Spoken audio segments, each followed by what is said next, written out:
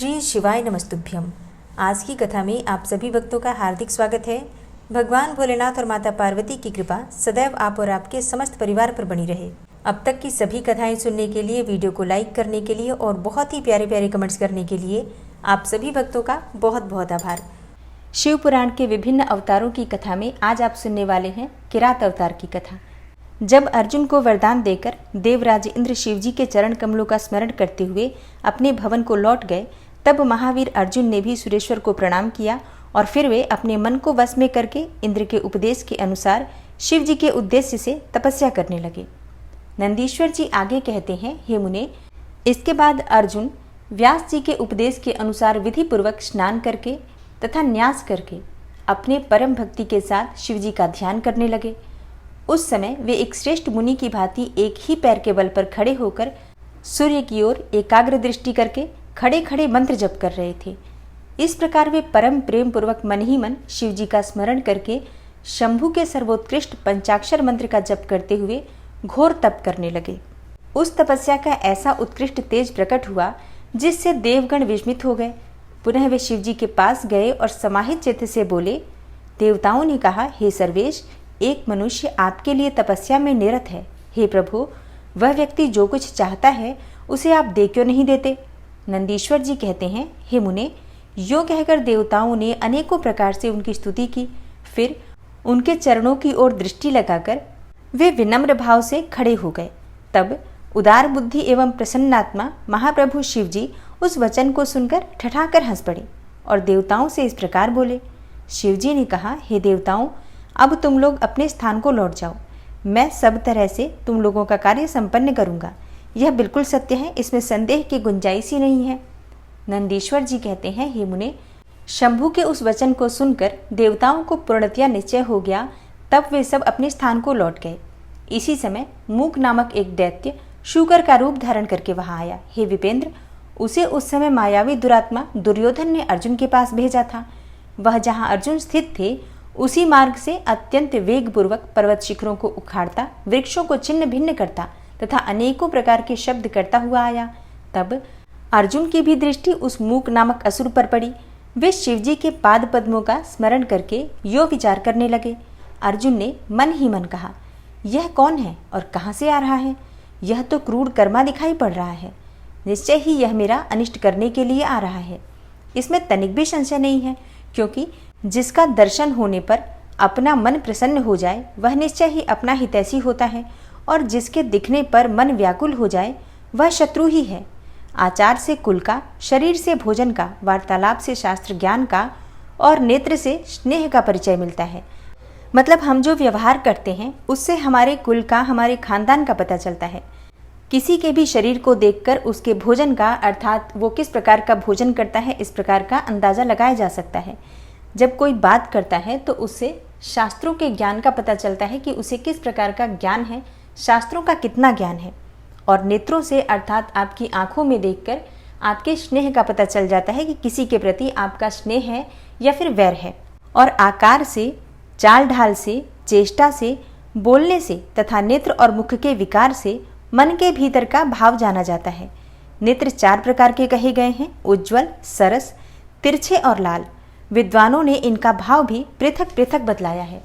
नेत्र मित्र का संयोग होने पर उज्ज्वल, पुत्र दर्शन के समय सरस, कामिनी के प्राप्त होने पर वक्र और शत्रु के दिख जाने पर लाल हो जाते हैं। इस नियम के अनुसार इसे देखते ही मेरी सारी इंद्रियां कलुषित हो उठी हैं, अतः यह निस्संदेह शत्रु ही है और मार डालने योग्य है।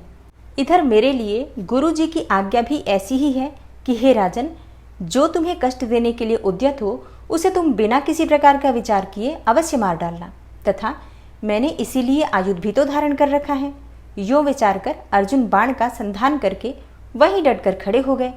इसी बीच भक्तवत्सल भगवान शंकर अर्जुन की रक्षा, उनकी भक्ति की परीक्षा और उस दैत्य का नाश करने के लिए शीघ्र ही वहां आ पहुंचे। उस समय उनके साथ गणों का यूथ भी था और वे महान, अद्भुत, सुशिक्षित भील का रूप धारण किए हुए थे। उनकी काछ बंधी थी और उन्होंने वस्त्र खंडों में ईशान ध्वज बांध रखा था। उनके शरीर पर श्वेत धारियां चमक रही थी और पीठ पर बाणों से भरा हुआ तरकश बंधा था और वे स्वयं धनुष बाण धारण किए हुए थे। उनका गणयूथ भी वैसी ही साज सज्जा से युक्त था। इस प्रकार शिव भिल्लराज बने हुए थे। वे सेनाध्यक्ष होकर तरह तरह के शब्द करते हुए आगे बढ़े। इतने में सुअर के गुर्राहट का शब्द 10 दिशाओं में गूंज उठा। उस शब्द से पर्वत आदि सभी जड़ पदार्थ झन्ना उठे।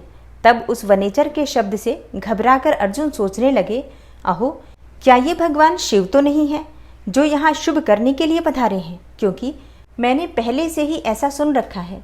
पुनः श्री कृष्ण और व्यास जी ने भी ऐसा ही कहा है तथा देवताओं ने भी बारंबार स्मरण करके ऐसी ही घोषणा की है कि शिवजी कल्याणकर्ता और सुखदाता हैं।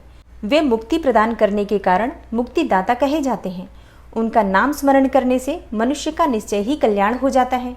जो लोग स्वभाव से उनका भजन करते हैं उन्हें स्वप्न में भी दुख का दर्शन नहीं होता, और यदि कदाचित कुछ दुख आ ही जाता है तो उसे कर्मजनित समझना चाहिए।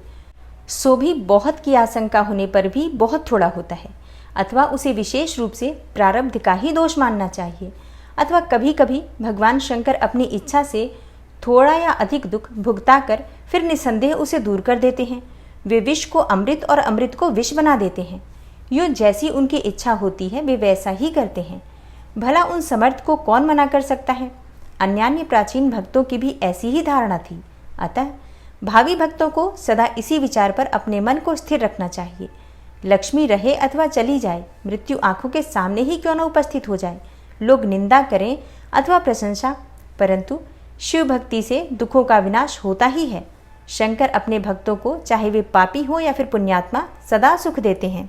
और यदि कभी वे परीक्षा के लिए भक्त को कष्ट में डाल भी देते हैं तो भी अंत में दयालु स्वभाव होने के कारण वे ही उसके सुखदाता भी होते हैं। फिर तो वह भक्त उसी प्रकार निर्मल हो जाता है जैसे कि आग में तपाया हुआ सोना शुद्ध हो जाता है। इसी तरह की बातें मैंने पहले भी मुनियों के मुख से सुन रखी है, अतः मैं शिवजी का भजन करके उसी से उत्तम सुख प्राप्त करूंगा।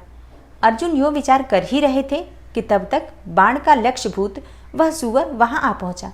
उधर शिवजी भी उस सुअर के पीछे लगे हुए दिख पड़े।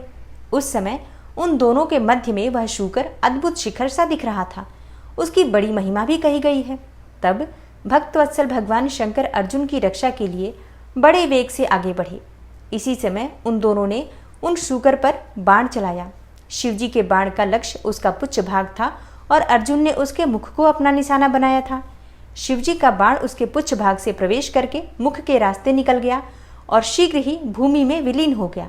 तब अर्जुन का बाण उसके पिछले भाग से निकलकर बगल में ही गिर पड़ा। तब वह शूकर रूपधारी दैत्य उसी क्षण मरकर भूतल पर गिर पड़ा। उस समय देवताओं को महान हर्ष प्राप्त हुआ। उन्होंने पहले तो जय जयकार करते हुए पुष्पों की वृष्टि की, फिर वे बारंबार नमस्कार करके स्तुति करने लगे। उस समय उन दोनों ने दैत्य के उस क्रूर रूप की ओर दृष्टिपात किया। उसे देखकर शिवजी का मन संतुष्ट हो गया और अर्जुन को महान सुख प्राप्त हुआ। तत्पश्चात अर्जुन मन ही मन विशेष रूप से सुख का अनुभव करते हुए कहने लगे, अहो, यह श्रेष्ठ दैत्य परम अद्भुत रूप धारण करके मुझे मारने के लिए ही आया था, परंतु शिवजी ने ही मेरी रक्षा की है। निस्संदेह उन परमेश्वर ने ही आज इसे मारने के लिए मेरी बुद्धि को प्रेरित किया है। ऐसा विचार कर अर्जुन ने शिव नाम का संकीर्तन किया और फिर बारंबार उनके चरणों में प्रणाम करके उनकी स्तुति की। नंदीश्वर जी कहते हैं, हे महाज्ञानी सनत कुमार जी, अब परमात्मा शिव की उस लीला का श्रवण करो जो भक्त वत्सलता से युक्त तथा उनकी दृढ़ता से भरी हुई है। तदनंतर शिव जी ने उस बाण को लाने के लिए तुरंत ही अपने अनुचर को भेजा और उधर अर्जुन भी उसी निमित्त वहां आए। इस प्रकार एक ही समय में रुद्र के अनुचर तथा अर्जुन दोनों बाण उठाने के लिए वहां पहुंचे। तब अर्जुन ने उसे डरा धमकाकर अपना बाण उठा लिया। यह देखकर उस अनुचर ने कहा, हे ऋषि सत्तम, आप क्यों इस बाण को ले रहे हैं? यह हमारा सहायक है, इसे छोड़ दीजिए। भिल्लराज के उस अनुचर द्वारा यूं कहे जाने पर मुनि श्रेष्ठ अर्जुन ने शंकर जी का स्मरण किया और इस प्रकार कहा। अर्जुन बोले, हे वनेचर, तू बड़ा मूर्ख है, तू बिना समझे बूझे क्या बक रहा है? इस बाण को तो मैंने अभी अभी छोड़ा है, फिर यह तेरा कैसे? इसकी धारियां तथा पिच्छों पर मेरा ही नाम अंकित है, फिर यह तेरा कैसे हो गया? ठीक है, तेरा कुटिल स्वभाव छूटना कठिन है। नंदीश्वर जी कहते हैं, हे मुने, अर्जुन का यह कथन सुनकर भिल्ल रूपी गणेश्वर को हंसी आ गई। तब वह ऋषि रूप में वर्तमान अर्जुन को यो उत्तर देते हुए बोला, रे तापस, सुन, जान पड़ता है तू तपस्या नहीं कर रहा है, केवल तेरा वेश ही तपस्वी का है, क्योंकि सच्चा तपस्वी छल कपट नहीं करता। भला जो मनुष्य तपस्या में निरत होगा वह कैसे मिथ्या भाषण करेगा एवं कैसे छल करेगा? अरे तू मुझे अकेला मत समझ, तुझे ज्ञात होना चाहिए कि मैं एक सेना का अधिपति हूँ और हमारे स्वामी यहाँ बहुत से वंचारी भीलों के साथ बैठे हैं। वे विग्रह तथा अनुग्रह करने में सर्वथा समर्थ हैं। यह बाण जिसे तूने अभी उठा लिया है उन्हीं का है। यह बाण कभी तेरे पास टिक ही नहीं सकेगा। तापस, तू क्यों अपनी तपस्या का फल नष्ट करना चाहता है? मैंने तो ऐसा सुन रखा है कि चोरी करने से, छलपूर्वक किसी को कष्ट पहुंचाने से, विस्मय करने से तथा सत्य का त्याग करने से प्राणी का तप क्षीण हो जाता है। यह बिल्कुल सत्य है। ऐसी दशा में अब तुझे तप का फल कैसे प्राप्त होगा? उस बाण को ले लेने से तू तप से च्युत होकर तथा कृतज्ञ हो जाएगा, क्योंकि निश्चय ही यह मेरे स्वामी का बाण है और तेरी रक्षा के लिए ही उन्होंने इसे छोड़ा था। इस बाण से तो उन्होंने शत्रु को मार ही डाला और फिर बाण को भी सुरक्षित रखा। तू तो महान कृतज्ञ तथा तपस्या में अमंगल करने वाला है। जब तू सत्य नहीं बोल रहा है तब फिर इस तप से सिद्धि की अभिलाषा कैसे कर सकता है? अथवा यदि तुझे बाण से ही प्रयोजन है तो मेरे स्वामी से ही मांग ले। वे स्वयं तुझे इस प्रकार के बहुत से बाण दे सकते हैं। मेरे स्वामी आज यहाँ वर्तमान भी हैं। तू उनसे क्यों नहीं याचना करता? तू जो उपकार का परित्याग करके अपकार करना चाहता है तथा अभी अभी कर भी रहा है, यह तेरे लिए उचित नहीं है। तू चपलता छोड़ दे। इस पर कुपित होकर अर्जुन ने उससे भी कई बातें कही। दोनों में बड़ा विवाद हुआ। अंत में अर्जुन ने कहा, हे वंचारी भील, तू मेरी सारी बातों का सार सुन ले। जिस समय तेरा स्वामी आएगा उस समय मैं उसे उसका फल चखाऊंगा।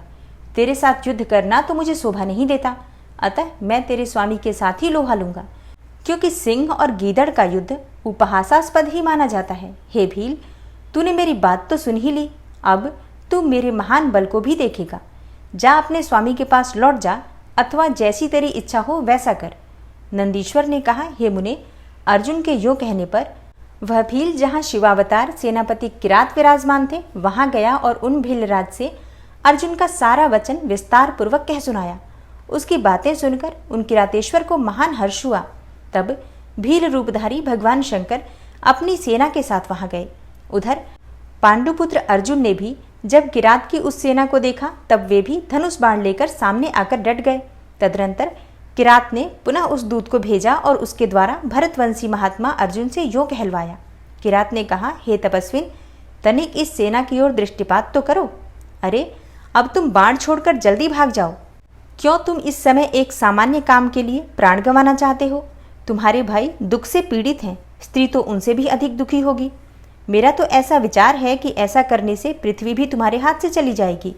नंदीश्वर जी कहते हैं, हे मुने, जब अर्जुन की सब तरह से रक्षा करने के लिए किरात रूपधारी परमेश्वर शंभु ने उनकी भक्ति की दृढ़ता की परीक्षा के निमित्त ऐसी बातें कही, तब वह शिवदूत उसी समय अर्जुन के पास पहुंचा और उसने वह सारा वृतांत उनसे विस्तार पूर्वक कह सुनाया। उसकी बात सुनकर अर्जुन ने उस समागत दूत से पुनः कहा, हे दूत, तुम जाकर अपने सेनापति से कहो कि तुम्हारे कथनानुसार करने से सारी बातें विपरीत हो जाएंगी। यदि मैं तुम्हें अपना बाण दे देता हूं तो निस्संदेह मैं अपने कुल को दूषित करने वाला सिद्ध होऊंगा। इसलिए भले ही मेरे भाई दुखार्थ हो जाएं तथा मेरी सारी विद्याएं निष्फल हो जाएं, परंतु तुम आओ तो सही। मैंने ऐसा कभी नहीं सुना है कि कहीं सिंह गीदड़ से डर गया हो। इसी प्रकार राजा अर्थात क्षत्रिय कभी भी वनेचर से भयभीत नहीं हो सकता। नंदीश्वर जी कहते हैं, हे मुने, अर्जुन के यो कहने पर वह दूत पुनः अपने स्वामी के पास लौट गया और उसने अर्जुन की कही हुई सारी बातें उनके सामने विशेष रूप से निवेदन कर दी। उन्हें सुनकर किरात वेशधारी सेनानायक महादेव जी अपनी सेना के साथ अर्जुन के सम्मुख आए। उन्हें आया हुआ देखकर अर्जुन ने शिव जी का ध्यान किया, फिर निकट जाकर उनके साथ अत्यंत भीषण संग्राम छेड़ दिया। इस प्रकार गणों सहित महादेव जी के साथ अर्जुन का घोर युद्ध हुआ। अंत में अर्जुन ने शिव जी के चरण कमल का ध्यान किया। उनका ध्यान करने से अर्जुन का बल बढ़ गया। तब वे शंकर जी के दोनों पैर पकड़कर उन्हें घुमाने लगे। उस समय भक्तवत्सल महादेव जी हंस रहे थे। हे मुने, भक्त पराधीन होने के कारण वे अर्जुन को अपनी दासता प्रदान करना चाहते थे, इसीलिए उन्होंने ऐसी लीला रची थी, अन्यथा ऐसा होना सर्वथा असंभव था। तत्पश्चात शंकर जी ने भक्त परवशता के कारण मुस्कुराकर वहीं अपना सौम्य एवं अद्भुत रूप सहसा प्रकट कर दिया। हे पुरुषोत्तम, शिवजी का जो स्वरूप वेदों, शास्त्रों तथा पुराणों में वर्णित है तथा व्यास जी ने अर्जुन को ध्यान करने के लिए जिस सर्व सिद्धिदाता रूप का उपदेश दिया था, शिवजी ने वही रूप दिखाया। तब ध्यान द्वारा प्राप्त होने वाले शिवजी के उस सुंदर रूप को देखकर अर्जुन को महान विस्मय हुआ। फिर वे लज्जित होकर स्वयं पश्चाताप करने लगे। अहो, जिसको मैंने प्रमुख रूप से वर्ण किया है वे त्रिलोकी के अधीश्वर कल्याणकर्ता साक्षात शिव तो ये ही हैं। हाय, इस समय मैंने ये क्या कर डाला। अहो, भगवान शिव की माया बड़ी बलवती है, वह बड़े बड़े मायावियों को भी मोह में डाल देती है, फिर मेरी तो विषाद ही क्या है। उन्हीं प्रभु ने अपने रूप को छिपाकर यह कौन सी लीला रची है, मैं तो उनके द्वारा छला गया। इस प्रकार अपनी बुद्धि से भली भांति विचार करके अर्जुन ने प्रेम पूर्वक हाथ जोड़कर एवं मस्तक झुकाकर भगवान शिव को प्रणाम किया और फिर खिन्न मन से यो कहा। अर्जुन बोले, हे देवाधिदेव महादेव, आप तो बड़े कृपालु तथा भक्तों के कल्याण करता हैं। हे सर्वेश, आपको मेरा अपराध क्षमा कर देना चाहिए। इस समय आपने अपने रूप को छिपाकर यह कौन सा खेल किया है, आपने तो मुझे छल लिया। हे प्रभु, आप स्वामी के साथ युद्ध करने वाले मुझको धिक्कार है। नंदीश्वर जी कहते हैं, हे मुने, इस प्रकार पांडुपुत्र अर्जुन को महान पश्चाताप हुआ। तत्पश्चात वे शीघ्र ही महाप्रभु शंकर जी के चरणों में लौट गए। यह देखकर भक्तवत्सल महेश्वर का चित्त प्रसन्न हो गया। तब वे अर्जुन को अनेकों प्रकार से आश्वासन देकर यूं बोले। शंकर जी ने कहा, हे पार्थ, तुम तो मेरे परम भक्त हो, अतः खेद न करो। यह तो मैंने आज तुम्हारी परीक्षा लेने के लिए ऐसी लीला रची थी, इसलिए तुम शोक त्याग दो। नंदीश्वर जी कहते हैं, हे मुने, यो कहकर भगवान शिव ने अपने दोनों हाथों से पकड़कर अर्जुन को उठा लिया और अपने तथा गणों के समक्ष उनकी लाज का निवारण किया। फिर भक्तवत्सल भगवान शंकर वीरों में मान्य पांडुपुत्र अर्जुन को सब तरह से हर्ष प्रदान करते हुए प्रेम पूर्वक बोले। शिवजी ने कहा, पांडवों में श्रेष्ठ अर्जुन, मैं तुम पर परम प्रसन्न हूँ, अतः अब तुम अपना वर मांगो। इस समय तुमने जो मुझ पर प्रहार एवं आघात किया है उसे मैंने अपनी पूजा मान लिया है। साथ ही यह तो सब मैंने अपनी इच्छा से ही किया है, इसमें तुम्हारा अपराध ही क्या है। अतः तुम्हारी जो लालसा हो वह मांग लो, क्योंकि मेरे पास कोई भी ऐसी वस्तु नहीं है जो तुम्हारे लिए अदेय हो। यह जो कुछ हुआ है वह शत्रुओं में तुम्हारे यश और राज्य की स्थापना के लिए अच्छा ही हुआ है। तुम्हें इसका दुख नहीं मानना चाहिए। अब तुम अपनी सारी घबराहट छोड़ दो। नंदीश्वर जी कहते हैं, हे मुने, भगवान शंकर के यो कहने पर अर्जुन भक्तिपूर्वक सावधानी से खड़े होकर शंकर जी से बोले। अर्जुन ने कहा, हे शंभो, आप तो बड़े उत्तम स्वामी हैं, आपको भक्त बहुत प्रिय हैं। हे देव, भला मैं आपकी करुणा का क्या वर्णन कर सकता हूँ। हे सदाशिव, आप तो बड़े कृपालु हैं। यो कहकर अर्जुन ने महाप्रभु शंकर की सद्भक्ति युक्त एवं वेद सम्मत स्तुति आरंभ की। अर्जुन बोले, आप देवाधिदेव को नमस्कार है। हे कैलाशवासिन, आपको प्रणाम है। हे सदाशिव, आपको अभिवादन है। हे पंचमुख परमेश्वर, आपको मैं सिर झुकाता हूँ। आप जटाधारी तथा 3 नेत्रों से विभूषित हैं, आपको बारंबार नमस्कार है। आप प्रसन्न रूप वाले तथा सहस्त्रों मुखों से युक्त हैं, आपको प्रणाम है। हे नीलकंठ, आपको मेरा नमस्कार प्राप्त हो। मैं सद्योजात को अभिवादन करता हूँ। वामांक में गिरजा को धारण करने वाले हे वृषभध्वज, आपको प्रणाम है। 10 भुजाधारी आप परमात्मा को पुनः पुनः अभिवादन है। आपके हाथों में डमरू और कपाल शोभा पाते हैं तथा आप मुंडों की माला धारण करते हैं, आपको नमस्कार है। आपका श्री विग्रह शुद्ध स्फटिक तथा निर्मल कर्पूर के समान गौर वर्ण का है।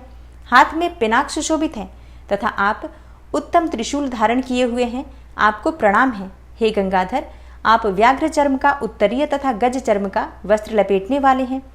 आपके अंगों में नाग लिपटे रहते हैं, आपको बारंबार अभिवादन है। सुंदर लाल लाल चरणों वाले आपको नमस्कार है।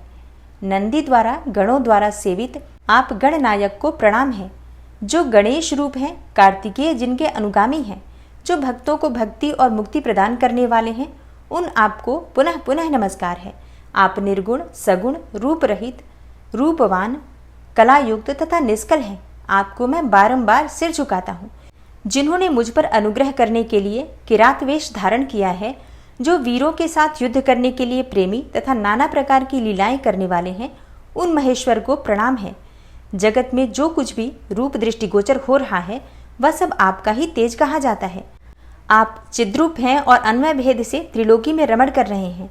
जैसे धूलि कणों की आकाश में उदय हुई तारकाओं की तथा बरसते हुए जलों की बूंदों की गणना नहीं की जा सकती, उसी प्रकार आपके गुणों की भी संख्या नहीं है। हे नाथ, आपके गुणों की गणना करने में तो वेद भी समर्थ नहीं है।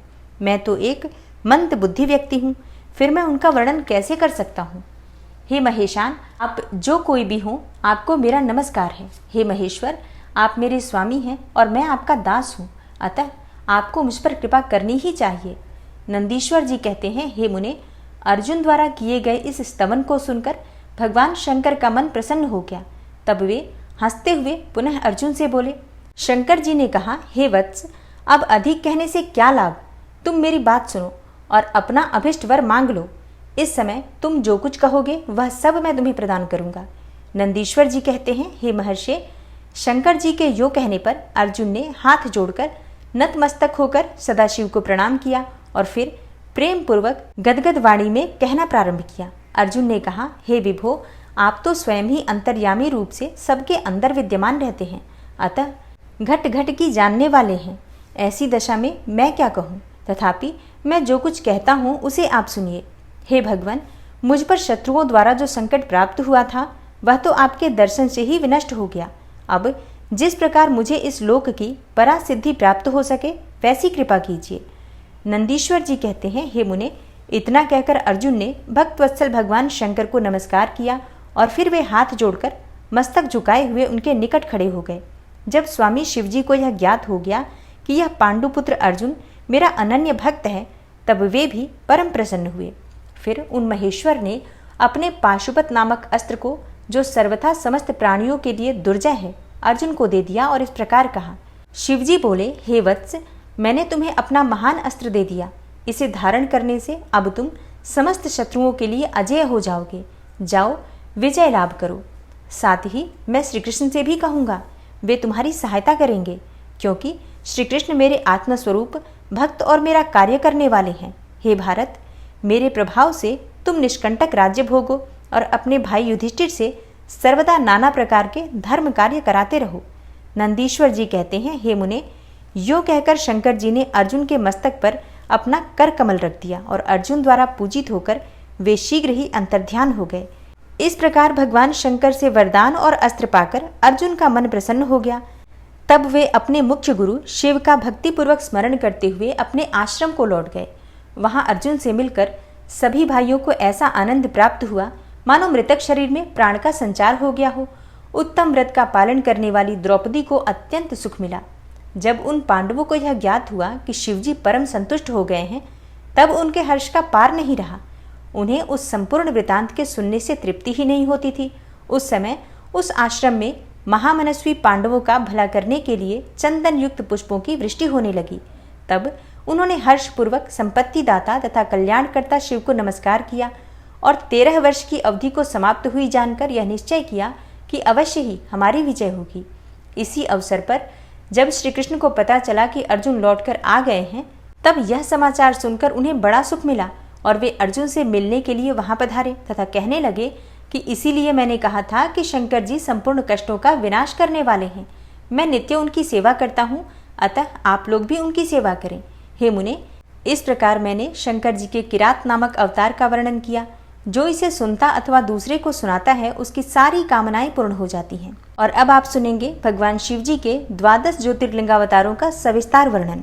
नंदीश्वर जी कहते हैं, हे महामुने, अब तुम सर्वव्यापी भगवान शंकर के 12 अन्य ज्योतिर्लिंग स्वरूपी अवतारों का वर्णन श्रवण करो, जो अनेकों प्रकार के मंगल करने वाले हैं। उनके नाम ये हैं: सौराष्ट्र में सोमनाथ, श्रीशैल पर मल्लिकार्जुन, उज्जैनी में महाकाल, ओंकार में अमरेश्वर, हिमालय पर केदार, डाकिनी में भीमशंकर, काशी में विश्वनाथ, गौतमी के तट पर त्रयंबकेश्वर, चिताभूमि में वैद्यनाथ, दारुक वन में नागेश्वर, सेतुबंध पर रामेश्वर और शिवालय में घुष्मेश्वर। हे मुने, परमात्मा शंभु के ये ही वे 12 अवतार हैं। ये दर्शन और स्पर्श करने से मनुष्य को सब प्रकार का आनंद प्रदान करते हैं।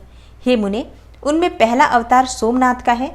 यह चंद्रमा के दुख का विनाश करने वाला है। इनका पूजन करने से क्षय और कुष्ठ आदि रोगों का नाश हो जाता है। यह सोमेश्वर नामक शिवावतार सौराष्ट्र नामक पावन प्रदेश में लिंग रूप में स्थित है। पूर्व काल में चंद्रमा ने इनकी पूजा की थी। वहीं संपूर्ण पापों का विनाश करने वाला एक चंद्रकुंड भी है, जिसमें स्नान करने से बुद्धिमान मनुष्य संपूर्ण रोगों से मुक्त हो जाता है। परमात्मा शिव के सोमेश्वर नामक महालिंग का दर्शन करने से मनुष्य समस्त पापों से छूट जाता है और उसे भोग और मोक्ष सुलभ हो जाते हैं। हे तात, शंकर जी का मल्लिकार्जुन नामक दूसरा अवतार श्रीशैल पर हुआ। वह भक्तों को अभीष्ट फल प्रदान करने वाला है। हे मुने, भगवान शिव परम प्रसन्नता पूर्वक अपने निवास भूत कैलाशगिरी से लिंग रूप में श्रीशैल पर पधारे हैं।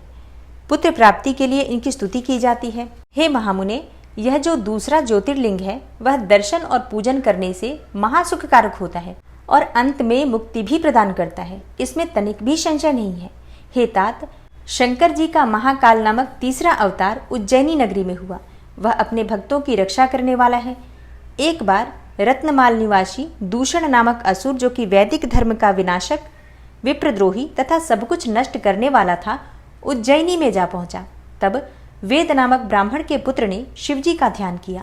फिर तो शंकर जी ने तुरंत ही प्रकट होकर हुंकार द्वारा उस असुर को भस्म कर दिया। तत्पश्चात अपने भक्तों का सर्वथा पालन करने वाले शिव देवताओं के प्रार्थना करने पर महाकाल नामक ज्योतिर्लिंग स्वरूप से वहीं प्रतिष्ठित हो गए। इन महाकाल नामक ज्योतिर्लिंग का प्रयत्न पूर्वक दर्शन और पूजन करने से मनुष्य की सारी कामनाएं पूर्ण हो जाती हैं और अंत में उसे परम गति प्राप्त होती है। परम आत्मबल से संपन्न परमेश्वर शंभु ने भक्तों को अभिष्ट फल प्रदान करने वाला ओंकार नामक चौथा अवतार धारण किया। हे मुने, विंध्यगिरि ने भक्तिपूर्वक विधि विधान से शिवजी का पार्थिव शिवलिंग स्थापित किया। उसी लिंग से विंध्य का मनोरथ पूर्ण करने वाले महादेव प्रकट हुए। तब देवताओं की प्रार्थना करने पर भुक्ति मुक्ति के प्रदाता भक्तवत्सल लिंग रूपी शंकर वहां दो रूपों में विभक्त हो गए। हे मुनीश्वर, उनमें एक भाग ओंकार में ओंकारेश्वर नामक उत्तम लिंग के रूप में प्रतिष्ठित हुआ और दूसरा पार्थिव लिंग परमेश्वर नाम से प्रसिद्ध हुआ। हे मुने, इन दोनों में जिस किसी का भी दर्शन पूजन किया जाए उसे भक्तों की अभिलाषा पूर्ण करने वाला ही समझना चाहिए। हे महामुने, इस प्रकार मैंने तुम्हें इन दोनों महादिव्य ज्योतिर्लिंगों का वर्णन सुना दिया। परमात्मा शिव के 5वें अवतार का नाम है केदारेश। वह केदार में ज्योतिर्लिंग रूप में स्थित है। हे मुने, वहाँ श्री हरि के जो नर नारायण नामक अवतार हैं, उनके प्रार्थना करने पर शिवजी हिमगिरी के केदार शिखर पर स्थित हो गए। वे दोनों उस केदारेश्वर लिंग की नित्य पूजा करते हैं। वहाँ शंभु दर्शन और पूजन करने वाले भक्तों को अभीष्ट फल प्रदान करते हैं। हे तात, सर्वेश्वर होते हुए भी शिव इस खंड के विशेष रूप से स्वामी हैं। शिवजी का यह अवतार संपूर्ण अभीष्टों को प्रदान करने वाला है। महाप्रभु शंभु के छठे अवतार का नाम भीमशंकर है। इस अवतार में उन्होंने बड़ी बड़ी लीलाएं की हैं और भीमासुर का विनाश किया है। कामरूप देश के अधिपति राजा सुदक्षिण शिवजी के भक्त थे। भीमासुर उन्हें पीड़ित कर रहा था। तब शंकर जी ने अपने भक्त को दुख देने वाले उस अद्भुत असुर का वध करके उनकी रक्षा की। फिर राजा सुदक्षिण के प्रार्थना करने पर स्वयं शंकर जी डाकिनी में भीमशंकर नामक ज्योतिर्लिंग स्वरूप में स्थित हो गए। हे मुने, जो समस्त ब्रह्मांड स्वरूप तथा भोग मोक्ष प्रदाता हैं, वह विश्वेश्वर नामक 7वां अवतार काशी में हुआ। मुक्तिदाता सिद्ध स्वरूप स्वयं भगवान शंकर अपनी पूरी काशी में ज्योतिर्लिंग रूप में स्थित हैं। विष्णु आदि सभी देवता, कैलाशपति शिव और भैरव नित्य उनकी पूजा करते हैं। जो काशी विश्वनाथ के भक्त हैं और नित्य उनके नामों का जप करते रहते हैं, वे कर्मों से निर्लिप्त होकर कैवल्य पद के भागी होते हैं। चंद्रशेखर शिव का जो त्रयंबक नामक 8वां अवतार है, वह गौतम ऋषि के प्रार्थना करने पर गौतमी नदी के तट पर प्रकट हुआ था। गौतम की प्रार्थना से उन मुनि को प्रसन्न करने के लिए शंकर जी प्रेम पूर्वक ज्योतिर्लिंग स्वरूप से वहां अचल होकर स्थित हो गए। अहो, उन महेश्वर का दर्शन और स्पर्श करने से सारी कामनाएं सिद्ध हो जाती हैं। तत्पश्चात मुक्ति भी मिल जाती है। शिवजी के अनुग्रह से शंकर प्रिया परम पावनी गंगा गौतम के स्नेहवश वहां गौतमी नाम से प्रवाहित हुई। उनमें 9वां अवतार वैद्यनाथ नाम से प्रसिद्ध है। इस अवतार में बहुत सी विचित्र लीलाएं करने वाले भगवान शंकर रावण के लिए आविर्भूत हुए थे। उस समय रावण द्वारा अपने लाए जाने को ही कारण मानकर महेश्वर ज्योतिर्लिंग स्वरूप से चिताभूमि में प्रतिष्ठित हो गए। उस समय से वे त्रिलोकी में वैद्यनाथेश्वर नाम से विख्यात हुए। वे भक्तिपूर्वक दर्शन और पूजन करने वाले को भोग और मोक्ष के प्रदाता हैं। हे मुने, जो लोग इस वैद्यनाथेश्वर शिवलिंग के महात्म्य को पढ़ते अथवा सुनते हैं उन्हें यह भुक्ति मुक्ति का भागी बना देता है। 10वां नागेश्वर अवतार कहलाता है। यह अपने भक्तों की रक्षा के लिए प्रादुर्भूत हुआ था। यह सदा दुष्टों को दंड देता रहता है। इस अवतार में शिव जी ने दारुक नामक राक्षस को, जो कि धर्मघाती था, मारकर वैश्यों के स्वामी तथा सुप्रिय नामक भक्त की रक्षा की थी। तत्पश्चात बहुत सी लीलाएं करने वाले वे परात्पर प्रभु शंभु लोगों का उपकार करने के लिए अंबिका सहित ज्योतिर्लिंग स्वरूप से स्थित हो गए। हे मुने, नागेश्वर नामक उस शिवलिंग का दर्शन तथा अर्चन करने से राशि के राशि महान पातक तुरंत विनष्ट हो जाते हैं। हे मुने, शिवजी का 11वां अवतार रामेश्वर अवतार कहलाता है। वह श्री रामचंद्र जी का प्रिय करने वाला है। उसे श्री राम ने ही स्थापित किया था। जिन भक्तवत्सल शंकर ने परम प्रसन्न होकर श्री राम को प्रेम पूर्वक विजय का वरदान दिया था, वे ही लिंग रूप में आविर्भूत हुए। हे मुने, तब श्री राम के अत्यंत प्रार्थना करने पर वे सेतुबंध पर ज्योतिर्लिंग रूप से स्थित हो गए। उस समय श्री राम ने उनकी भली भांति सेवा पूजा की। रामेश्वर की अद्भुत महिमा की भूतल पर किसी से तुलना नहीं की जा सकती। यह सर्वदा भुक्ति मुक्ति की प्रदायिनी तथा भक्तों की कामना पूर्ण करने वाली है। जो मनुष्य सद्भक्ति पूर्वक रामेश्वर शिवलिंग को गंगा जल से स्नान कराएगा वह जीवन मुक्त ही है। वह इस लोक में, जो देवताओं के लिए भी दुर्लभ है, ऐसे संपूर्ण भोगों को भोगने के पश्चात परम ज्ञान को प्राप्त होगा। फिर उसे कैवल्य मोक्ष मिल जाएगा। घुष्मेश्वर अवतार शंकर जी का 12वां अवतार है।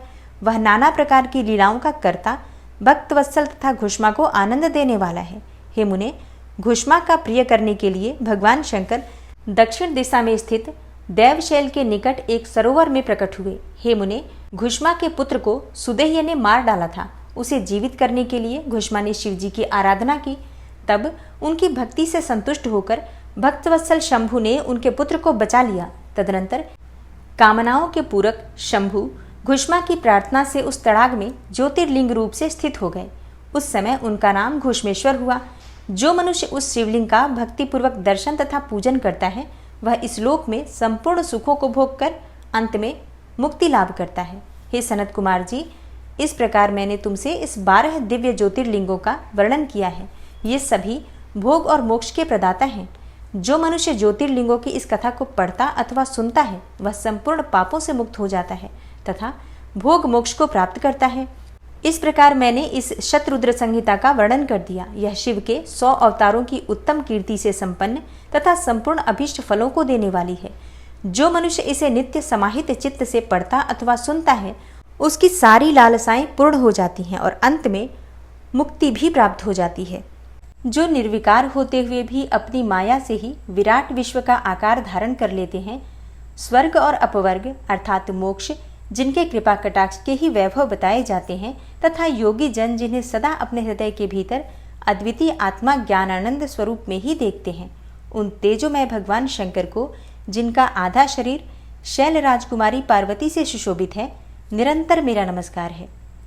जिसकी कृपापूर्ण चितवन बड़ी ही सुंदर है, जिसका मुखारविंद मंद मुस्कान की छटा से अत्यंत मनोहर दिखाई देता है, जो चंद्रमा की कला से परम उज्ज्वल है, जो आध्यात्मिक आदि तीनों तापों को शांत कर देने में समर्थ हैं, जिसका स्वरूप सच्चिन्मय एवं परमानंद रूप से प्रकाशित होता है तथा जो गिरिराज नंदिनी पार्वती के भुजपास से आवेष्टित हैं, वह शिव नामक कोई अनिर्वचनीय तेजः पुंज सबका मंगल करे। ऋषि बोले, हे सूत जी, आपने संपूर्ण लोकों के हित की कामना से नाना प्रकार के आख्यानों से युक्त जो शिवावतार का महात्म्य बताया है वह बहुत ही उत्तम है। हे तात, आप पुनः शिव के परम उत्तम महात्म्य का तथा शिवलिंग की महिमा का प्रसन्नता पूर्वक वर्णन कीजिए। आप शिव भक्तों में श्रेष्ठ हैं, अतः धन्य है। हे प्रभु, आपके मुखारविंद से निकले हुए भगवान शिव के सुरम्य यश रूपी अमृत का अपने कर्णपुटों द्वारा पान करके हम तृप्त नहीं हो रहे हैं, अतः फिर उसी का वर्णन कीजिए। हे व्यास शिष्य, भूमंडल में तीर्थ में जो शुभ लिंग है अथवा अन्य स्थलों में भी जो प्रसिद्ध शिवलिंग विराजमान है, परमेश्वर शिव के उन सभी दिव्य लिंगों का समस्त लोगों के हित की इच्छा से आप वर्णन कीजिए। सूत जी कहते हैं, हे महर्षियों, संपूर्ण तीर्थ लिंगमय है, सब कुछ लिंग में ही प्रतिष्ठित है। उन शिवलिंगों की कोई गणना नहीं है, तथापि मैं उनका किंचित वर्णन करता हूँ। जो कोई भी दृश्य देखा जाता है तथा जिसका वर्णन एवं स्मरण किया जाता है वह सब भगवान शिव का ही रूप है। कोई भी वस्तु शिव के स्वरूप से भिन्न नहीं है। हे साधु शिरोमणियों, भगवान शंभु ने सब लोगों पर अनुग्रह करने के लिए ही देवता, असुर और मनुष्यों सहित तीनों लोगों को लिंग रूप से व्याप्त कर रखा है। समस्त लोगों पर कृपा करने के उद्देश्य से ही भगवान महेश्वर तीर्थ में और अन्य स्थलों में भी नाना प्रकार के लिंग धारण करते हैं। जहाँ जहाँ जब जब भक्तों ने भक्तिपूर्वक भगवान शंभु का स्मरण किया, तहाँ तहाँ तब तब अवतार लेकर कार्य करके वे स्थित हो गए। लोगों का उपकार करने के लिए उन्होंने स्वयं अपने स्वरूपभूत लिंग की कल्पना की। उस लिंग की पूजा करके शिव भक्त पुरुष अवश्य सिद्धि प्राप्त कर लेता है। हे ब्राह्मणों, भूमंडल में जो लिंग है उनकी गणना नहीं हो सकती, तथापि मैं प्रधान शिवलिंगों का परिचय देता हूँ। हे मुनिश्रेष्ठ शौनक, इस भूतल पर जो मुख्य ज्योतिर्लिंग हैं उनका आज मैं वर्णन करता हूँ। उनका नाम सुनने मात्र से पाप दूर हो जाता है। सौराष्ट्र में सोमनाथ, श्रीशैल पर मल्लिकार्जुन, उज्जैनी में महाकाल, ओंकार तीर्थ में परमेश्वर, हिमालय के शिखर पर केदार, डाकिनी में भीमशंकर, वाराणसी में विश्वनाथ, गोदावरी के तट पर त्रयंबक, चिताभूमि में वैद्यनाथ, दारुका वन में नागेश, सेतुबंध में रामेश्वर तथा शिवालय में घुष्मेश्वर का स्मरण करें। जो प्रतिदिन प्रातःकाल उठकर इन 12 नामों का पाठ करता है वह सब पापों से मुक्त होकर संपूर्ण सिद्धियों का फल प्राप्त कर लेता है।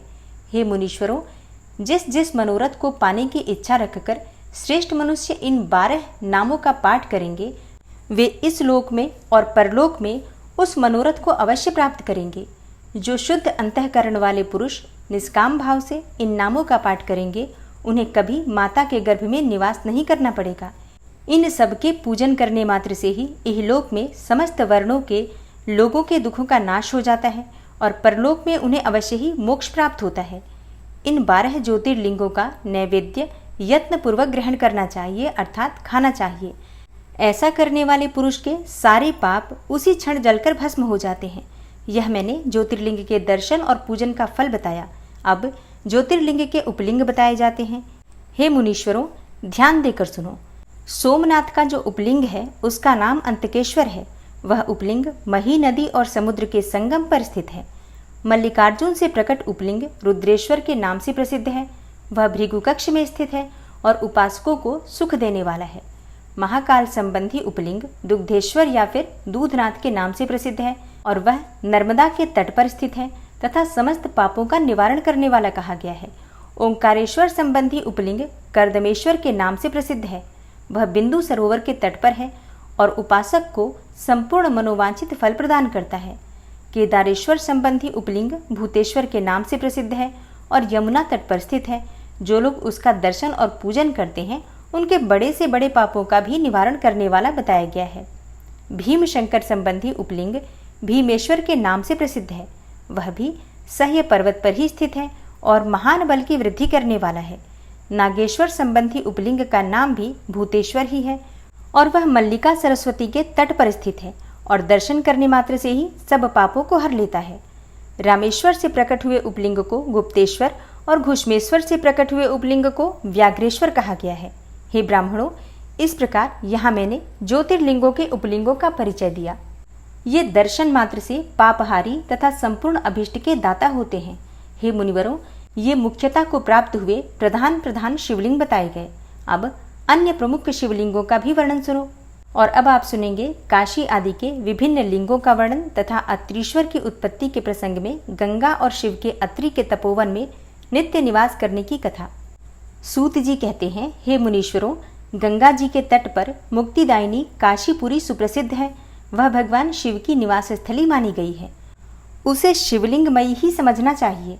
इतना कहकर सूत जी ने काशी के अविमुक्त कृत्तिवासेश्वर, तिलभांडेश्वर, दशाश्वमेघ आदि और गंगा सागर आदि के संगमेश्वर, भूतेश्वर, नारीश्वर, वटुकेश्वर, पुरेश्वर, सिद्धनाथेश्वर, दूरेश्वर, श्रृंगेश्वर, वैद्यनाथ, जप्पेश्वर, गोपेश्वर, रंगेश्वर, वामेश्वर, नागेश, कामेश, विमलेश्वर, प्रयाग के ब्रह्मेश्वर, सोमेश्वर, भारद्वाजेश्वर, शूलटंकेश्वर, माधवेश तथा अयोध्या के नागेश आदि अनेक प्रसिद्ध शिवलिंगों का वर्णन करके अत्रीश्वर की कथा के प्रसंग में यह बतलाया कि अत्रि पत्नी अनुसुईया पर कृपा करके गंगा जी वहां पधारी।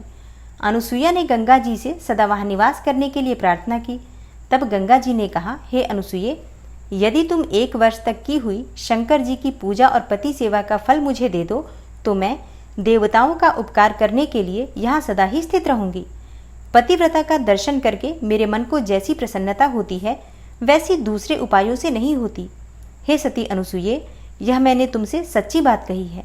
पतिव्रता स्त्री का दर्शन करने से मेरे पापों का नाश हो जाता है और मैं विशेष रूप से शुद्ध हो जाती हूँ, क्योंकि पतिव्रता नारी पार्वती के समान ही पवित्र होती है। अतः यदि तुम जगत का कल्याण करना चाहती हो और लोकहित के लिए मेरी मांगी हुई वस्तु मुझे देती हो तो मैं अवश्य यहाँ स्थिर रूप से निवास करूंगी।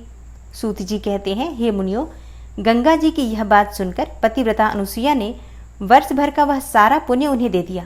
अनुसुईया के पतिव्रत संबंधी उस महान कर्म को देखकर भगवान महादेव जी प्रसन्न हो गए और पार्थिव लिंग से तत्काल प्रकट होकर उन्हें साक्षात दर्शन दिया। शंभु बोले, हे साध्वी अनुसुईये, तुम्हारा यह कर्म देखकर मैं बहुत प्रसन्न हूँ। प्रिय पतिव्रते, वर मांगो, क्योंकि तुम मुझे बहुत ही प्रिय हो। उस समय वे दोनों पति पत्नी अद्भुत सुंदर आकृति एवं पंचमुख आदि से युक्त भगवान शिव को वहां प्रकट हुआ देखकर बड़े विस्मित हुए। उन्होंने हाथ जोड़कर नमस्कार और स्तुति करके बड़े भक्ति भाव से भगवान शंकर का पूजन किया। फिर उन लोक कल्याणकारी शिव से कहा। ब्राह्मण दंपत्ति बोले, हे देवेश्वर, यदि आप प्रसन्न हैं और जगदम्बा गंगा भी प्रसन्न है तो आप इस तपोवन में निवास कीजिए और समस्त लोकों के लिए सुखदायक हो जाइए। तब गंगा और शिव दोनों ही प्रसन्न होकर उस स्थान पर जहाँ वे ऋषि शिरोमणि रहते थे प्रतिष्ठित हो गए। इन्हीं शिव का नाम वहाँ अत्रीश्वर हुआ। और अब आप सुनेंगे ऋषिका पर भगवान शिव की कृपा। एक असुर से उसके धर्म की रक्षा करके उसके आश्रम में नंदिकेश नाम से निवास करना और वर्ष में 1 दिन गंगा का भी वहां आना। तदनंतर श्री सूत जी ने जब बहुत से शिवलिंगों के कथा प्रसंग सुना दिए तब ऋषियों ने पूछा, हे महामते सूत जी, वैशाख शुक्ला सप्तमी के दिन गंगा जी नर्मदा में कैसे आईं? इसका विशेष रूप से वर्णन कीजिए। वहां महादेव जी का नाम नंदिकेश्वर कैसे हुआ? इस बात को भी प्रसन्नता पूर्वक बताइए। सूत जी कहते हैं, हे महर्षियों, एक ब्राह्मणी थी जिसका नाम ऋषिका था। वह किसी ब्राह्मण की पुत्री थी और एक ब्राह्मण को ही विधि पूर्वक ब्याही गई थी। हे विप्रवरों, यद्यपि वह द्विज पत्नी उत्तम व्रत का पालन करने वाली थी, तथापि अपने पूर्व जन्म के किसी अशुभ कर्म के प्रभाव से बाल वैधव्य को प्राप्त हो गई। तब वह ब्राह्मण पत्नी ब्रह्मचर्य व्रत के पालन में तत्पर होकर पार्थिव पूजन पूर्वक अत्यंत कठोर तपस्या करने लगी। उस समय अवसर पाकर मूढ़ नाम से एक दुष्ट और बलवान असुर, जो बड़ा मायावी था, काम बाण से पीड़ित होकर वहां आया। उस अत्यंत सुंदरी कामिनी को तपस्या करती देखकर वह असुर उसे नाना प्रकार के लोभ दिखाता हुआ उसके साथ संभोग की याचना करने लगा। हे मुनीश्वरों, परंतु उत्तम व्रत का पालन करने वाली तथा शिव के ध्यान में तत्पर रहने वाली वह साध्वी नारी काम भाव से उस पर दृष्टि न डाल सकी। तपस्या में लगी हुई उस ब्राह्मणी ने उस असुर का सम्मान नहीं किया, क्योंकि वह अत्यंत तपोनिष्ठ और शिव ध्यान पारायणा थी। उस कृशांगी युवती से तिरस्कृत होकर उस दैत्यराज मूढ़ ने उसके ऊपर क्रोध प्रकट किया और फिर अपना विकट रूप उसे दिखाया। इसके बाद उस दुष्टात्मा ने भयदायक दुर्वचन भी कहा और उस ब्राह्मण पत्नी को बारंबार त्रास देना आरंभ किया। उस समय वह उसके भय से थर्रा उठी और अनेकों बार स्नेहपूर्वक शिव शिव की पुकार करने लगी। उस तनवंगी द्विज पत्नी ने भगवान शिव का पूर्णतया आश्रय ले रखा था। शिव का नाम जपने वाली वह नारी अत्यंत विह्वल होकर अपने धर्म की रक्षा के लिए भगवान शंभु की ही शरण में गई। तब शरणागत की रक्षा, सदाचार की प्रतिष्ठा तथा उस ब्राह्मणी को आनंद प्रदान करने के लिए भगवान शिव वहां प्रकट हो गए। भक्तवत्सल परमेश्वर शंकर ने उस काम विह्वल दैत्यराज मूढ़ को तत्काल भस्म कर दिया और ब्राह्मणी की ओर कृपा दृष्टि से देखकर भक्त की रक्षा के लिए दत्त चित्त होकर कहा, वर मांगो। महेश्वर का यह वचन सुनकर उस साध्वी ब्राह्मण पत्नी ने उनके उस आनंदजनक मंगलमय स्वरूप का दर्शन किया। फिर सबको सुख देने वाले परमेश्वर शंभु को प्रणाम करके शुद्ध अंतःकरण वाली उस साध्वी ने हाथ जोड़कर मस्तक झुकाकर उनकी स्तुति की। ऋषिका बोली, हे देवदेव महादेव, हे शरणागत वत्सल, आप दीन बंधु हैं, भक्तों की सदा रक्षा करने वाले ईश्वर हैं। आपने मूढ़ नामक असुर से मेरे धर्म की रक्षा की है, क्योंकि आपके द्वारा यह दुष्ट असुर मारा गया। ऐसा करके आपने संपूर्ण जगत की रक्षा की है। हे प्रभु, अब आप मुझे अपने चरणों की परम उत्तम एवं अनन्य भक्ति प्रदान कीजिए। हे नाथ, यही मेरे लिए वर है, इससे अधिक और क्या हो सकता है। हे प्रभु, हे महेश्वर, मेरी दूसरी प्रार्थना भी सुनिए। आप लोगों के उपकार के लिए यहाँ सदा स्थित रहिए। महादेव जी कहते हैं, हे ऋषिके, तुम सदाचारिणी और विशेषतः मुझ में भक्ति रखने वाली हो, इसलिए तुमने मुझसे जो जो वर मांगे हैं वे सब मैंने तुम्हें दे दिए। हे ब्राह्मणों, इसी बीच में श्री विष्णु और ब्रह्मा आदि देवता वहां भगवान शिव का आविर्भाव हुआ जानकर हर्ष से भरे हुए आए और अत्यंत प्रेम पूर्वक शिव को प्रणाम करके उन सब ने उनका भली भांति पूजन किया। फिर शुद्ध हृदय से हाथ जोड़कर मस्तक झुकाकर उनकी स्तुति भी की। इसी समय साध्वी देवनदी गंगा उस ऋषिका से उसके भाग्य की सराहना करती हुई प्रसन्न चित्त से बोली।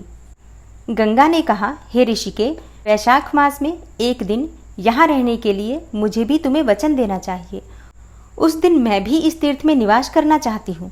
सूत जी कहते हैं, हे महर्षियों, गंगा जी की यह बात सुनकर उत्तम व्रत का पालन करने वाली सती साध्वी ऋषिका ने लोकहित के लिए प्रसन्नतापूर्वक कहा, बहुत अच्छा, ऐसा ही होगा। भगवान शिव ऋषिका को आनंद प्रदान करने के लिए अत्यंत प्रसन्न होकर उस पार्थिव लिंग में अपने पूर्ण अंश से विलीन हो गए। यह देखकर सब देवता आनंदित होकर शिव तथा ऋषिका की प्रशंसा करने लगे और अपने अपने धाम को चले गए। और उस दिन से नर्मदा का वह तीर्थ ऐसा उत्तम और पावन हो गया तथा संपूर्ण पापों का नाश करने वाले शिव वहां नंदिकेश के नाम से विख्यात हुए। गंगा भी प्रतिवर्ष वैशाख मास की सप्तमी के दिन शिव की इच्छा से अपने उस पाप को धोने के लिए वहां जाती हैं जो मनुष्यों से वे ग्रहण किया करती हैं। और अब आप सुनेंगे प्रथम ज्योतिर्लिंग सोमनाथ के प्रादुर्भाव की कथा और उसकी महिमा। तदनंतर कपिला नगरी के कालेश्वर, रामेश्वर आदि की महिमा बताते हुए सूत जी ने समुद्र के तट पर स्थित गोकर्ण क्षेत्र के शिवलिंगों की महिमा का वर्णन किया। फिर महाबल नामक शिवलिंग का अद्भुत महात्म्य सुनाकर अन्य बहुत से शिवलिंगों की विचित्र महात्म्य का कथा का वर्णन करने के पश्चात ऋषियों के पूछने पर वे ज्योतिर्लिंगों का वर्णन करने लगे। सूत जी बोले, हे ब्राह्मणों, मैंने सद्गुरु से जो कुछ सुना है वह ज्योतिर्लिंगों का महात्म्य तथा उनके प्राकट्य का प्रसंग अपनी बुद्धि के अनुसार संक्षेप से ही सुनाऊंगा। तुम सब लोग सुनो। हे मुने, ज्योतिर्लिंग में सबसे पहले सोमनाथ का नाम आता है, अतः पहले उन्हीं के महात्म्य को सावधान होकर सुनो। हे मुनीश्वरों, महामना प्रजापति दक्ष ने अपनी अश्विनी आदि 27 कन्याओं का विवाह चंद्रमा के साथ किया था।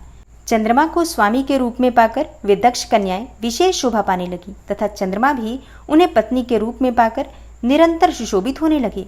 उन सब पत्नियों में भी जो रोहिणी नाम की पत्नी थी, एकमात्र वही चंद्रमा को जितनी प्रिय थी उतनी दूसरी कोई पत्नी कदापि प्रिय नहीं हुई। इससे दूसरी स्त्रियों को बड़ा दुख हुआ।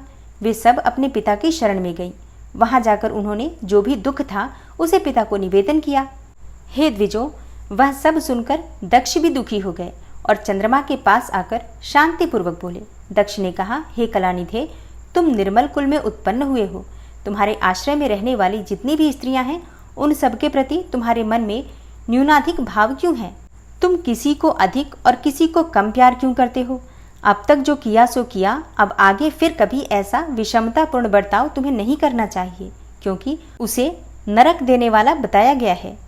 सूत जी कहते हैं, हे महर्षियों, अपने दामाद चंद्रमा से स्वयं ऐसी प्रार्थना करके प्रजापति दक्ष घर को चले गए। उन्हें पूर्ण रूप से निश्चय हो गया कि अब फिर आगे ऐसा नहीं होगा, पर चंद्रमा ने प्रबल भावी से विवश होकर उनकी बात नहीं मानी। वे रोहिणी में इतने आसक्त हो गए थे कि दूसरी किसी पत्नी का कभी आदर ही नहीं करते थे। इस बात को सुनकर दक्ष दुखी होकर फिर स्वयं चंद्रमा को आकर उत्तम नीति से समझाने तथा न्यायोचित बर्ताव के लिए प्रार्थना करने लगे।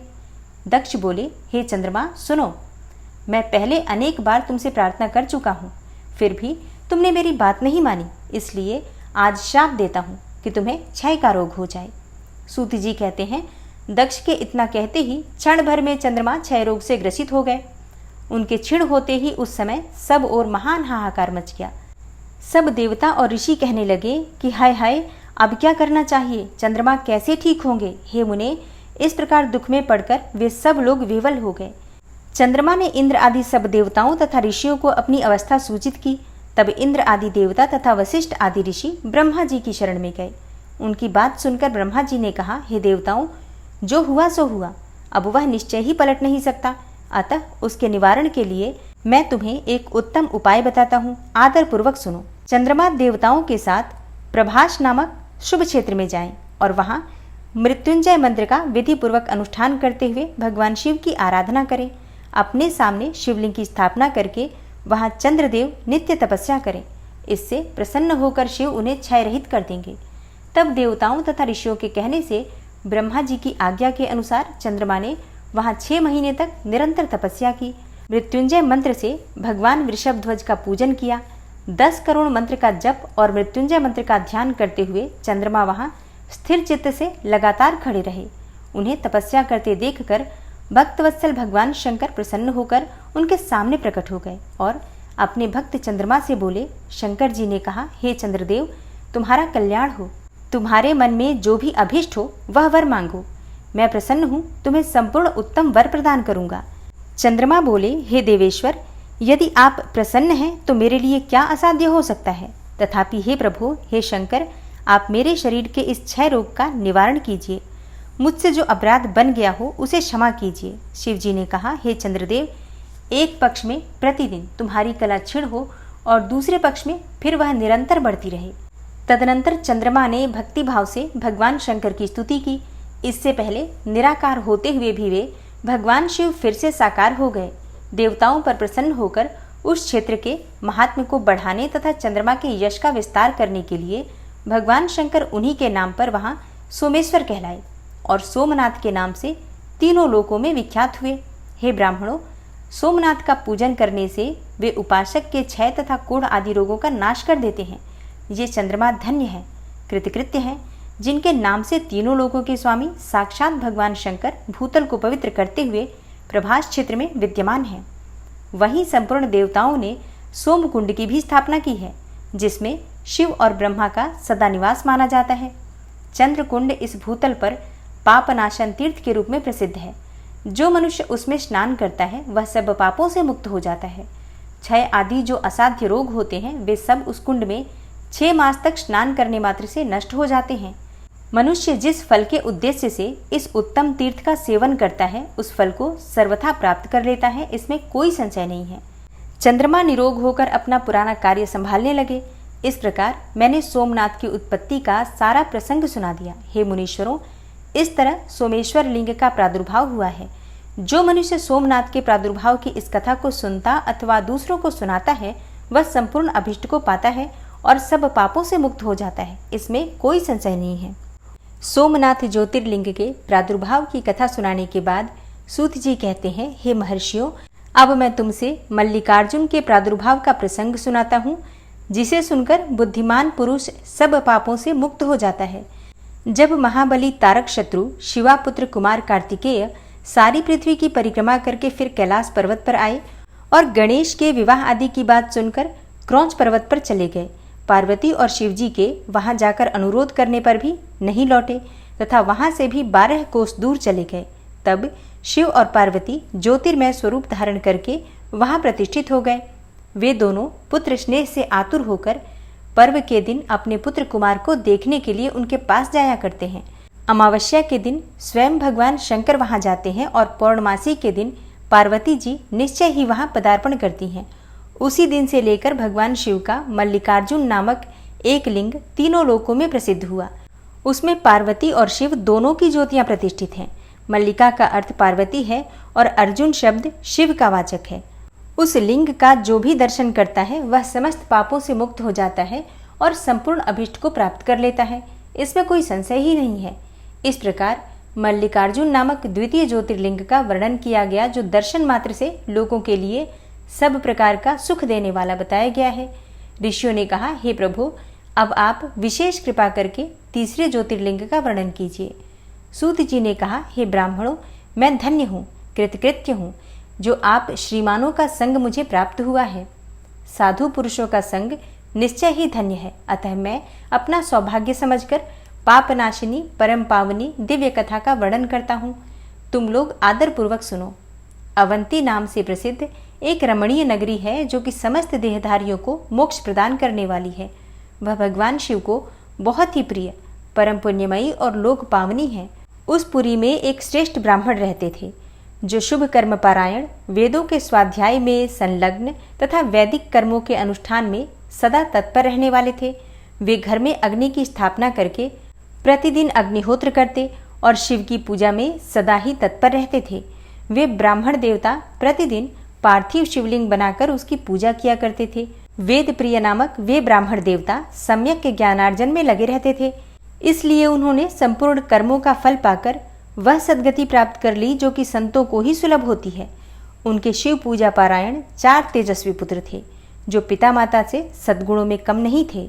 उनके नाम थे देवप्रिय, प्रियमेधा, सुकृत और सुव्रत।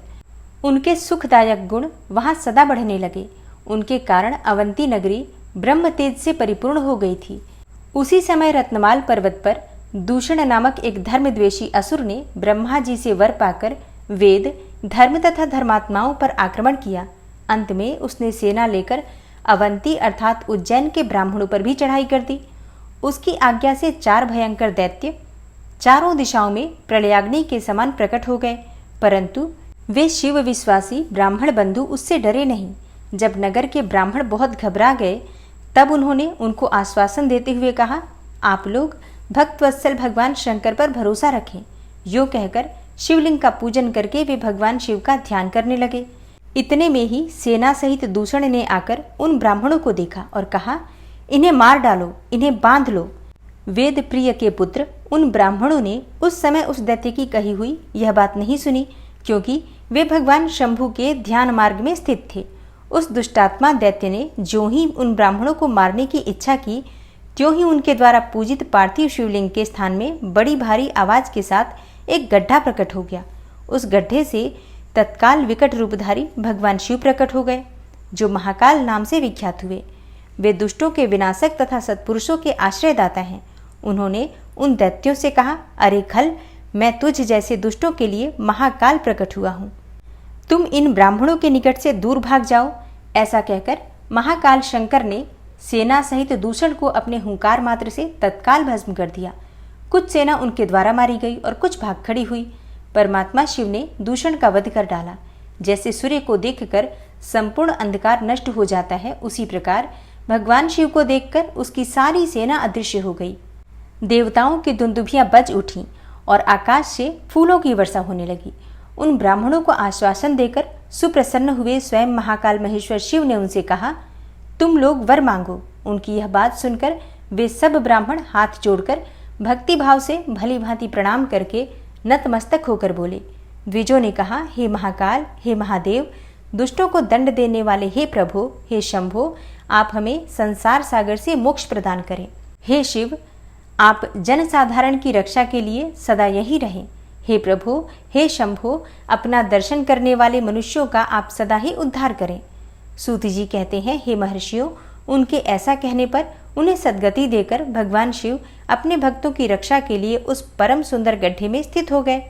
वे ब्राह्मण मोक्ष पा गए और वहां चारों ओर की एक एक कोस भूमि लिंग रूपी भगवान शिव का स्थल बन गई। वे शिव भूतल पर महाकालेश्वर के नाम से विख्यात हुए। हे ब्राह्मणों, उनका दर्शन करने से स्वप्न में भी कोई दुख नहीं होता। जिस जिस कामना को लेकर कोई उस लिंग की उपासना करता है, उसे वह अपना मनोरथ भी प्राप्त हो जाता है तथा परलोक में मोक्ष भी मिल जाता है। सूत जी कहते हैं, हे ब्राह्मणों, भक्तों की रक्षा करने वाले महाकाल नामक ज्योतिर्लिंग का महात्म्य भक्ति भाव को बढ़ाने वाला है। उसे आदरपूर्वक सुनो। उज्जैनी में चंद्रसेन नामक एक महान राजा थे, जो संपूर्ण शास्त्रों के तत्वज्ञ, शिव भक्त और जितेंद्रिय थे। शिव के पार्षदों में प्रधान तथा सर्वलोक वंदित मणिभद्र जी राजा चंद्रसेन के सखा हो गए थे। एक समय उन्होंने राजा पर प्रसन्न होकर उन्हें चिंतामणि नामक महामणि प्रदान की, जो कौस्तुभ मणि तथा सूर्य के समान दैदीप्यमान थी। वह देखने, सुनने अथवा ध्यान करने पर भी मनुष्यों को निश्चय ही मंगल प्रदान करती थी। भगवान शिव के आश्रित रहने वाले राजा चंद्रसेन उस चिंतामणि को कंठ में धारण करके जब सिंहासन पर बैठते, तब देवताओं में सूर्य नारायण की भांति उनकी शोभा होती थी। नृपश्रेष्ठ चंद्रसेन के कंठ में चिंतामणि शोभा देती है, यह सुनकर समस्त राजाओं के मन में उस मणि के प्रति लोभ की मात्रा बढ़ गई और वे क्षुब्ध रहने लगे। तदनंतर वे सब राजा चतुरंगिणी सेना के साथ आकर युद्ध में चंद्रसेन को जीतने के लिए उद्यत हो गए। वे सब परस्पर मिल गए थे और उसके साथ बहुत से सैनिक थे। उन्होंने आपस में संकेत और सलाह करके आक्रमण किया और उज्जैनी के चारों द्वारों को घेर लिया। अपनी पुरी को संपूर्ण राजाओं द्वारा घिरी हुई देखकर राजा चंद्रसेन उन्हीं भगवान महाकालेश्वर की शरण में गए और मन को संदेह रहित करके दृढ़ निश्चय के साथ उपवास पूर्वक दिन रात अनन्य भाव से महाकाल की आराधना करने लगे। उन्हीं दिनों उस श्रेष्ठ नगर में कोई ग्वालिन रहती थी, जिसके एकमात्र पुत्र था। वह विधवा थी और उज्जैनी में बहुत दिनों से रहती थी। वह अपने 5 वर्ष के बालक को लिए हुए महाकाल के मंदिर में गई और उसने राजा चंद्रसेन के द्वारा की हुई महाकाल की पूजा का आदरपूर्वक दर्शन किया। राजा के शिव पूजन का वह आश्चर्यमय उत्सव देखकर उसने भगवान को प्रणाम किया और फिर वह अपने निवास स्थान पर लौट आई। ग्वालिन के उस बालक ने भी वह सारी पूजा देखी थी, अतः घर आने पर उसने कौतूहलवश शिव की पूजा करने का विचार किया। एक सुंदर पत्थर लाकर उसे अपने शिविर से थोड़ी ही दूर पर दूसरे शिविर के एकांत स्थान में रख दिया और उसी को शिवलिंग माना। फिर उसने भक्तिपूर्वक कृत्रिम गंध, अलंकार, वस्त्र, धूप, दीप और अक्षत आदि द्रव्य जुटाकर उनके द्वारा पूजन करके मनः कल्पित दिव्य नैवेद्य भी अर्पित किया। सुंदर सुंदर पत्तों और फूलों से बारंबार पूजन करके भांति भांति से नृत्य किया और बारंबार भगवान के चरणों में मस्तक झुकाया। इसी समय ग्वालिन ने भगवान शिव में आसक्त चित्त हुए अपने पुत्र को बड़े प्यार से भोजन के लिए बुलाया, परंतु उसका मन तो भगवान शिव की पूजा में ही लगा हुआ था। अतः जब बारंबार बुलाने पर भी उस बालक को भोजन करने की इच्छा नहीं हुई, तब उसकी माँ स्वयं उसके पास गई और उसे शिव के आगे आंख बंद करके ध्यान लगाए बैठा देखकर उसका हाथ पकड़कर खींचने लगी। इतने पर भी जब वह नहीं उठा, तब उसने क्रोध में आकर उसे खूब पीटा। खींचने और मारने पीटने पर भी जब उसका पुत्र नहीं आया, तब उसने वह शिवलिंग उठाकर दूर फेंक दिया और उस पर चढ़ाई हुई सारी पूजा सामग्री नष्ट कर दी। यह देखकर बालक हाय हाय करके रो उठा और रोष से भरी हुई ग्वालिन अपने बेटे को डांट फटकार कर पुनः घर में चली गई। भगवान शिव की पूजा को माता के द्वारा नष्ट की गई देखकर वह बालक हे देव, हे देव, हे महादेव की पुकार करते हुए सहसा मूर्छित होकर गिर पड़ा। उसके नेत्रों से आंसुओं की धारा प्रवाहित होने लगी। 2 घड़ी बाद जब उसे चेत हुआ, तब उसने आंखें खोली। आंखें खुलने पर उस शिशु ने देखा उसका वही शिविर भगवान शिव के अनुग्रह से तत्काल ही महाकाल का सुंदर मंदिर बन गया। मणियों के चमकीले खंभे उसकी शोभा बढ़ा रहे थे। वहां की भूमि स्फटिक मणि से जड़ दी गई थी। तपाए हुए सोने के बहुत से विचित्र कलश उस शिवालय को सुशोभित करते थे। उसके विशाल द्वार, कपाट और प्रधान द्वार सुवर्णमय दिखाई देते थे। वहां बहुमूल्य नीलमणि तथा हीरे के बने हुए चबूतरे शोभा दे रहे थे। उस शिवालय के मध्य भाग में दयानिधान शंकर का रत्नमय लिंग प्रतिष्ठित था। ग्वालिन के उस पुत्र ने देखा उस शिवलिंग पर उसकी अपनी ही चढ़ाई हुई पूजन सामग्री सुसज्जित है। यह सब देखकर वह बालक सहसा उठकर खड़ा हो गया। उसे मन ही मन बड़ा आश्चर्य हुआ और वह परमानंद के समुद्र में निमग्न सा हो गया। तदनंतर भगवान शिव की स्तुति करके उसने बारंबार उनके चरणों में मस्तक झुकाया और सूर्यास्त होने के पश्चात वह गोप बालक शिवालय से बाहर निकला। बाहर आकर उसने अपने शिविर को देखा। वह इंद्र भवन के समान शोभा पा रहा था। वहां सब कुछ तत्काल सुवर्णमय होकर विचित्र एवं परम उज्ज्वल वैभव से प्रकाशित होने लगा। फिर वह उस भवन के भीतर गया जो सब प्रकार की शोभाओं से संपन्न था। उस भवन में सर्वत्र मणि, रत्न और सुवर्ण ही जड़े गए थे। प्रदोष काल में सानंद भीतर प्रवेश करके बालक ने देखा उसकी माँ दिव्य लक्षणों से लाक्षित होकर एक सुंदर पलंग पर सो रही है। रत्नमय अलंकारों से उसके सभी अंग उद्दीप्त हो रहे हैं और वह साक्षात देवांगना के समान दिखाई देती है। मुख से विह्वल हुए उस बालक ने अपनी माता को बड़े वेग से उठाया। वह भगवान शिव की कृपा पात्र हो चुकी थी। ग्वालिन ने उठकर देखा, सब कुछ अपूर्व सा हो गया था। उसने महान आनंद में निमग्न होकर अपने बेटे को छाती से लगा लिया। पुत्र के मुख से गिरजापति के कृपा प्रसाद का वह सारा वृतांत सुनकर ग्वालिन ने राजा को सूचना दी, जो निरंतर भगवान शिव के भजन में ही लगे रहते थे। राजा अपना नियम पूरा करके रात में सहसा वहां आए और ग्वालिन के पुत्र का वह प्रभाव जो शंकर जी को संतुष्ट करने वाला था, उसे देखा। मंत्रियों और पुरोहितों सहित राजा चंद्रसेन वह सब कुछ देखकर परमानंद के समुद्र में डूब गए और नेत्रों से प्रेम के आंसू बहाते तथा प्रसन्नता पूर्वक शिव के नाम का कीर्तन करते हुए उन्होंने उस बालक को हृदय से लगा लिया। हे ब्राह्मणों, उस समय वहां बड़ा भारी उत्सव होने लगा। सब लोग आनंद विभोर होकर महेश्वर के नाम और यश का कीर्तन करने लगे। इस प्रकार शिव का यह अद्भुत महात्म्य देखने से पूर्ववासियों को बड़ा हर्ष हुआ और इसी की चर्चा में वह सारी रात एक क्षण के समान ही व्यतीत हो गई। युद्ध के लिए नगर को चारों ओर से घेर कर खड़े हुए राजाओं ने भी प्रातःकाल गुप्तचरों के मुख से वह सारा अद्भुत चरित्र सुना। उसे सुनकर सब आश्चर्य से चकित हो गए और वहां आए हुए सब नरेश एकत्र होकर आपस में इस प्रकार बोले, ये राजा चंद्रसेन बड़े भारी शिव भक्त हैं, अतएव इन पर विजय पाना कठिन है। ये सर्वथा निर्भय होकर महाकाल की नगरी उज्जैनी का पालन करते हैं। जिसकी पुरी के बालक भी ऐसे शिव भक्त हैं, वे राजा चंद्रसेन तो महान शिव भक्त हैं ही। इनके साथ विरोध करने से निश्चय ही भगवान शिव क्रोध करेंगे और उनके क्रोध से हम सब लोग नष्ट हो जाएंगे। अतः इन नरेश के साथ हमें मेल मिलाप ही कर लेना चाहिए। ऐसा होने पर महेश्वर हम पर बड़ी कृपा करेंगे। सूत जी कहते हैं, हे ब्राह्मणों, ऐसा निश्चय करके शुद्ध हृदय वाले उन भूपालों ने हथियार डाल दिए और उनके मन से वैर भाव निकल गया। वे सभी राजा अत्यंत प्रसन्न होकर चंद्रसेन की अनुमति लेकर महाकाल की उस रमणीय नगरी के भीतर गए। वहां उन्होंने महाकाल का पूजन किया। फिर वे सबके सब उस ग्वालिन के महान अभ्युदयपूर्ण दिव्य सौभाग्य की भूरी भूरी प्रशंसा करते हुए उनके घर पर गए। वहां जाकर राजा चंद्रसेन ने आगे बढ़कर उनका स्वागत सत्कार किया। वे बहुमूल्य आसनों पर बैठे और आश्चर्यचकित एवं आनंदित हुए। गोप बालक के ऊपर कृपा करने के लिए स्वतः प्रकट हुए शिवालय और शिवलिंग का दर्शन करके उन सब राजाओं ने अपनी उत्तम बुद्धि भगवान शिव के चिंतन में लगाई। तदनंतर उन सारे नरेशों ने भगवान शिव की कृपा प्राप्त करने के लिए उस गोप शिशु को बहुत सी वस्तुएं प्रसन्नता पूर्वक भेंट की।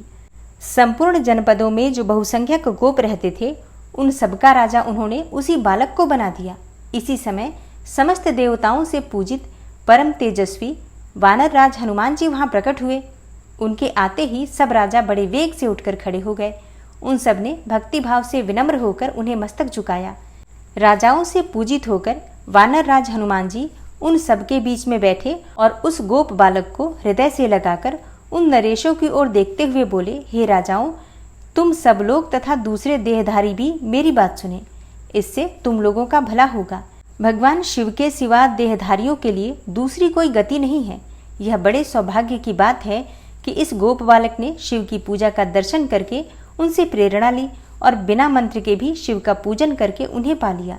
गोप वंश की कीर्ति बढ़ाने वाला यह बालक भगवान शंकर का श्रेष्ठ भक्त है। इस लोक में संपूर्ण भोगों का उपभोग करके अंत में यह मोक्ष प्राप्त कर लेगा। इसकी वंश परंपरा के अंतर्गत 8वीं पीढ़ी में महायशस्वी नंद उत्पन्न होंगे, जिनके यहाँ साक्षात भगवान नारायण उनके पुत्र रूप से प्रकट होकर श्री कृष्ण नाम से प्रसिद्ध होंगे। आज से यह गोप कुमार इस जगत में श्रीकर के नाम से विशेष ख्याति प्राप्त करेगा।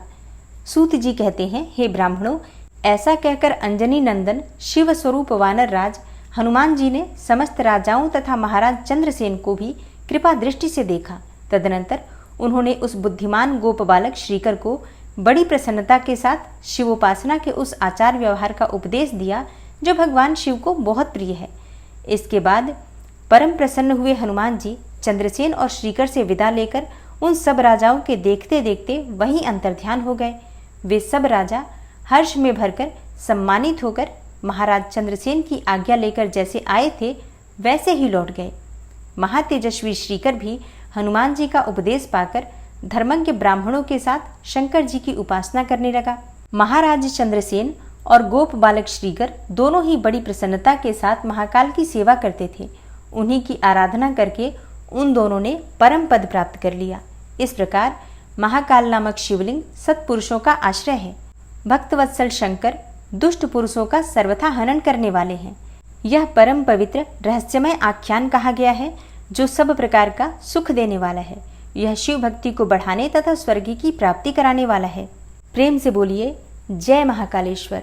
दोस्तों, आज की कथा का यहीं पर समापन करती हूँ और इससे आगे के अध्याय आप कल की कथा में सुनेंगे। उम्मीद करती हूँ कल भी आप कथा जरूर सुनेंगे और हाँ, ये वीडियो आपको कैसी लगी कमेंट बॉक्स में ज़रूर बताइए। अच्छी लगती है वीडियो तो लाइक तो ज़रूर ही किया करें। इसके साथ ही दोस्त मित्रों के साथ, अपने परिवारजनों के साथ शेयर भी किया कीजिए। मिलती हूँ मैं आपसे अगली वीडियो में, तब तक के लिए नमस्कार।